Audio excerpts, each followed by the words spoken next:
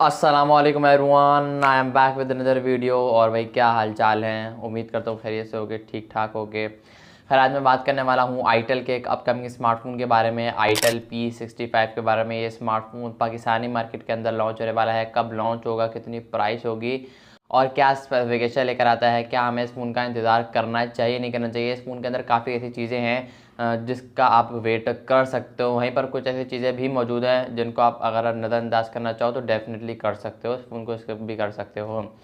खैर सारी डिटेल में आपको आज की इस वीडियो में बताने वाला हूँ। वीडियो का एंड तक जरूर देखना, पसंद है तो लाइक करके चैनल को लाजमी सब्सक्राइब करना। हम बढ़ते हैं डायरेक्ट वीडियो की तरफ और बात करते हैं इस फ़ोन के बारे में। सबसे पहले इस स्मार्टफोन के डिज़ाइन वाले सेट की बात करूँ भाई, इस स्मार्टफोन का जो डिज़ाइन है ना, इसने टेक्नो पोवा सीरीज़ मुझे याद दिला दी। Tecno Pova 5 series, 6 series design उनका थोड़ा मशीनरी मैकेनिकल टाइप होता था। तो यहाँ पर आप लोग सबसे पहले डिज़ाइन देखो उसका, याद आ रही है ना टेक्नो पोवा सीरीज़ की, 6 सीरीज़ की, 5 सीरीज़ की। उसमें भी तकरीबन सेम टू सेम, तकरीबन सेम टू सेम तो नहीं लेकिन काफ़ी 70 to 80% यही डिज़ाइन होता था। वो लाइक मशीनरी मैकेनिकल डिज़ाइन दे देते। यहाँ पर भी एक गेमिंग साइबर वाली लुक आ रही है, वो अलग बात है। यहाँ पर ये फ़ोन गेमिंग के लिए बना नहीं है। खैर बैक प्लास्टिक की, फ्रेम भी प्लास्टिक का आपको देखने को मिलेगा। यहाँ पर पीछे बैक पर एलईडी रिंग लाइट देखने को मिलेगी, जो कि आईटेल ये क्लेम करता है कि जैसे ही नोटिफिकेशन आएगा तो वो रिंग लाइट ब्लिंक करेगी। बाकी आने पर देखेंगे किस तरीके से ब्लिंक करती है, करती भी है नहीं करती है, या आने वाले टाइम में पता चलेगा। खैर बैक डिज़ाइन मुझे पर्सनली काफ़ी पसंद आया, डिज़ाइन के ऊपर काफ़ी अच्छा वर्क किया गया है। फ्रंट डिस्प्ले की बात करूँ, सबसे पहली बात ये एक मिड रेंज फ़ोन होने वाला है। डिज़ाइन सिर्फ अच्छा था, बाकी अंदर माल मसाला थोड़ा बहुत मुझे लगता है कहीं ना कहीं कॉम्प्रोमाइज़ किया है। लेकिन अगर प्राइस वाली नज़र से अगर मैं देखूँ ना, एक प्राइस के ऊपर नज़र डालूँ तो चीज़ें सही नज़र आती हैं। अब स्पेसिफिकेशन परफॉर्मेंस ओवरऑल अच्छी है अगर प्राइस के ऊपर नज़र डालूँ तो मैं। खैर 6.7 इंचज़ का एक IPS पैनल है, फुल 720p की रेजोल्यूशन है, 120 हर्ट्ज का रिफ्रेश रेट आपको इस फ़ोन के अंदर देखने को मिलता है। बाकी डिस्प्ले की क्वालिटी, कलर, शार्पनेस ओवरऑल ठीक ठाक होने वाली है। 720p की जगह अगर फुल HD दे देते ना तो ज़्यादा बेहतर चीज़ होती है, लेकिन आजकल सारे कंपनियां, तकरीबन 2-3 कंपनी रिसेंटली फ़ोन लॉन्च की हैं, यही दे रही हैं 720p के साथ 120 हर्ट्ज रिफ्रेश रेट। तो बाकी आने पर देखेंगे किस तरीके से ये पिक्सल्स, कलर, शार्पनेस निकाल कर देता है। एंड्रॉइड वर्जन की बात करूँ तो ये smartphone out of the box Android 14 के साथ आएगा, साथ ही लेटेस्ट OS आईटेल OS 14 भी देखने को मिलेगा। मेमोरी वेरिएंट को लेकर बात करूँ तो 2 से 3 वेरिएंट निकल कर सामने आए हैं। देखते हैं कौन सा वेरिएंट पाकिस्तानी मार्केट के अंदर लॉन्च होता है। 4GB रैम, 128GB की रोम, 8GB रैम, 128GB की रोम और 6GB रैम, 256GB की रोम। लेट्स सी के पाकिस्तान में एक वेरिएंट लॉन्च होता है, 2 वेरिएंट लॉन्च होता है, और कौन से होते हैं, कितने होते हैं, बाकी आने पर देंगे। बाकी डुअल सिम के साथ आएगा, विद मेमोरी कार्ड डालने का भी सपोर्ट आपको इस फोन के अंदर देखने को मिलेगा। परफॉर्मेंस वाली की साइड की बात करें, यहाँ पर यूनिसॉक का T615 वाला प्रोसेसर लगाया गया जो कि 12 नंबर आर्किटेक्चर पर बेस करता है। परफॉर्मेंस के लिहाज से काफ़ी डिसेंट चिपसेट है। कहने का मकसद ये कि इतना ज़्यादा पावरफुल चिपसेट नहीं है। अगर ये स्मार्टफोन 30,000 के अंदर अंदर लॉन्च होता है तो ये स्मार्टफोन एक बेस्ट प्रोसेसर के साथ आ रहा है।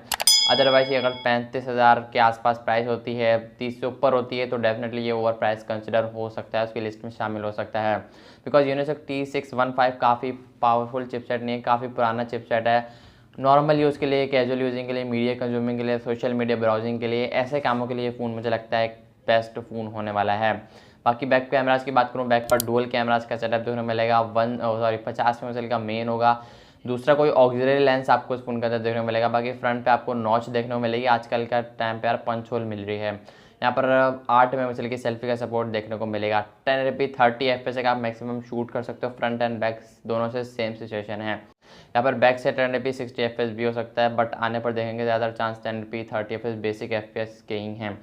फिंगरप्रिंट सेंसर की बात करूँ, साइड माउंटेड फिंगरप्रिंट सेंसर के साथ आएगा। लास्ट में बात करूँ तो बैटरी की, तो ये फ़ोन 5000 mAh की बैटरी के साथ आएगा, जिसके साथ साथ आपको 18 वाट की चार्जिंग का सपोर्ट देखने को मिलेगा और Type-C की कनेक्टिविटी है।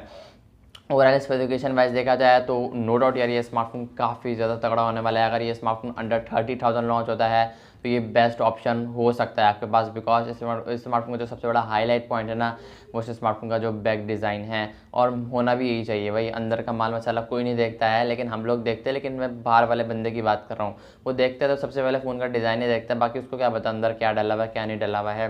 लेकिन ये चीज़ें भी ज़रूरी होती हैं देखना फ़ोन के अंदर। अगर तो ये स्मार्टफोन, वैसे ये स्मार्टफोन इसी मंथ के एंड के आसपास आई थिंक लॉन्च होने वाला है। इसी मंथ सितंबर के मंथ में ये स्मार्टफोन आईटेल P65 लॉन्च होगा। अब देखना ये है कि कब कौन सी तारीख को लॉन्च होता है और प्राइस क्या होती है। 30 से 32,000 के आसपास एक्सपेक्ट की जा रही है। अगर ये 30,000 में भी लॉन्च होता है, डेफिनेटली आफ्टर डिस्काउंट 29-28 का मिल जाएगा, फिर 28,500 का भी मिल जाता है। बाकी आई होप देखते हैं क्या होता है, क्या कुछ नहीं होता है। आई होप कि आपको आज की वीडियो पसंद है तो वीडियो को लाइक करके चैनल को लाजमी सब्सक्राइब करना। मैं मिलूंगा आप लोग नेक्स्ट वीडियो के साथ, उनके रिव्यू के साथ, किसी और अपकमिंग फिल्म के साथ। तब तक के लिए अल्लाह हाफिज़।